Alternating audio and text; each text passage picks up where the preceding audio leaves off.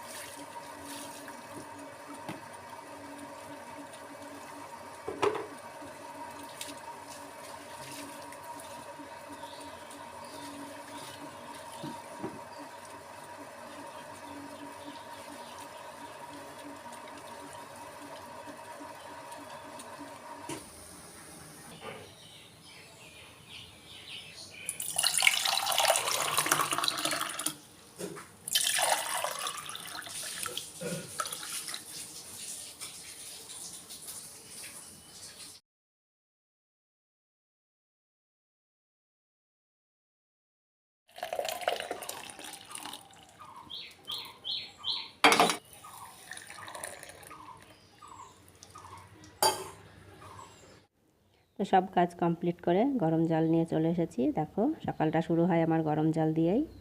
তোমাদের দাদাভাই ওদিকে বসে আছে, ও খাচ্ছে। তখন খেয়ে নিয়ে তারপরে তরকারি কাটবো। তো দেখো আজকে রান্না হবে চিকেন আর হচ্ছে এই যে কুমড়ো ভাজা করব। কুমড়ো দিয়ে উচ্ছে বরবটি সব কিছু দিয়ে একটু ভাজা ভাজা করে নেব। আর মাংস হলে পরে বেশি কিছু লাগে না, মাংসর দিনে বেশি তরকারি। আর দেখা যাক কী করা যায়, আর কিছু করব না, ভাবছি এই দুটোই করব। তো এই সবজিগুলো দিয়ে একটু ভাজা ভাজা করব আর মাংস করব। তো চলো, মাংসটা আমার ছেলে নিয়ে চলে এসেছে, ধুয়ে আমি রেখে দিয়েছি, তোমাদের দেখাচ্ছি পরে। আর এই দেখো বরবটিগুলো হাটে থেকে এনেছিল। তো বরবটিগুলো হাটে থেকে এনেছিল, কদিন খাওয়া হলো, অনেকগুলো নিয়ে এসেছিলো। আর এই বরবটিগুলো খুব সুন্দর, খাওয়ার মতো একেবারে, খুব পাকাও না আবার খুব জালি না। আর এখানে উচ্ছেগুলো আছে কতগুলো, তো লাল হয়ে যাচ্ছে, ফ্রিজে আছে তবুও দেখছি উচ্ছেগুলো, আর ভিতরে সব বেশিরভাগই পোকা উচ্ছের। এতগুলো নিয়ে এসেছি, 2-4টে পাবো। এই দেখো চিকেনটা আমি ধুয়ে পরিষ্কার করে রেখেছি, অল্প করে আনতে বলেছিলাম, যেহেতু গরম পড়ছে একবার হলেই হবে, তো ওই জন্য অল্প করে এনেছি। আমি ভাত বসিয়ে দিয়েছি।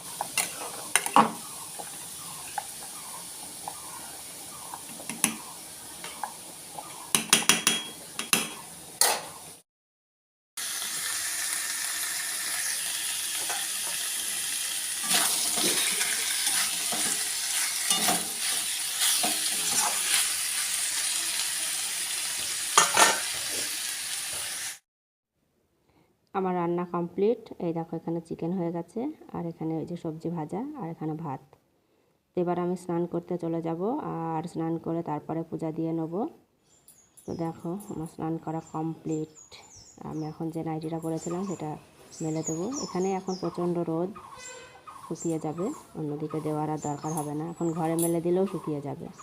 তো আমি এখন ফুল তুলে নেব। ফুলগুলো তুলিনি, কারণ ফুলগুলো তুলে রাখলে কি হয় বলো তো, একটু শুকনো শুকনো হয়ে যায়, যেহেতু প্রচণ্ড গরম পড়ছে, প্রচণ্ড তাপ, ওই জন্য আমি ফুলগুলো পূজা করার সময়ই তুলি। আর ছোট ছোট ফুল যেগুলো সাদা ফুল ওই বড় গাছটায় ফোটে, ওইগুলো আমি সকালে তুলে রাখি, ওখানে খুবই রোদ হয়ে যায়, ফুল তোলাই যায় না। ওইগুলো তুলে আমি প্যাকেটে রেখে দিই, ওগুলো টাটকা থাকে। আর এমনি যে নয়নতারা আছে না, ওগুলো খুব পাতলা ফুল, ওগুলো শুকনো হয়ে যায়, ওই জন্য ওগুলোকে তুলি না, ওগুলোকে আমি পরেই তুলি। আর এই যে সাদা জবাটা ফোটে আমার অনেকগুলো করে, আর এই জবা গাছটা আমার খুবই ভালো গাছ, অনেকগুলো করে ফুল দেয় প্রত্যেক দিন। আর এখানে এই যে ঝুমকো জবাটাও ফোটে, আর আজকে একটা অনেক বড় জবা ফুটেছে, যেটা পঞ্চ জবা বলে। কালারটাও খুব সুন্দর। এই দেখো, দেখেছো কত সুন্দর ফুল, আমার হাতের সমান ফুলটা। আর এখানে দুটো কুঁড়ি আছে, দুটো ফুটবে। আর এই ফুল অল্পই হয়, 2-1টা হয়, কিন্তু খুব সুন্দর। তো আমার পূজা দেওয়া কমপ্লিট হয়ে গেছে, দেখো পূজা দিয়ে নিয়েছি। আর এই ফুলগুলো রেখেছি, এগুলো আমাদের বাইরে যে মন্দির আছে ওই মন্দিরে পূজা করব বলে, লাল জবা, ওগুলো আমি বাইরেই দিই। আর এখানে আমি সাদাগুলোকে দিয়েছি, এখানে শিবকে দিয়েছি, সবাই ঠাকুরকে একটা করে দেওয়া হয়েছে। আজকে 7টা ফুল ফুটেছে সাদা। তো আমার পূজা দেওয়া কমপ্লিট হয়ে গেছে, এখন চলে এসেছি দুপুরবেলা খাবার খেতে। এখানে 3 জনেরই খাবার নিয়ে নিয়েছি। তো এখন খাওয়া দাওয়া করে নেব। বন্ধুরা, ভিডিওটা আজকে এখানেই শেষ করলাম, দেখা হবে পরের ভিডিওতে। সবাই খুব ভালো থেকো, সুস্থ থেকো, টাটা।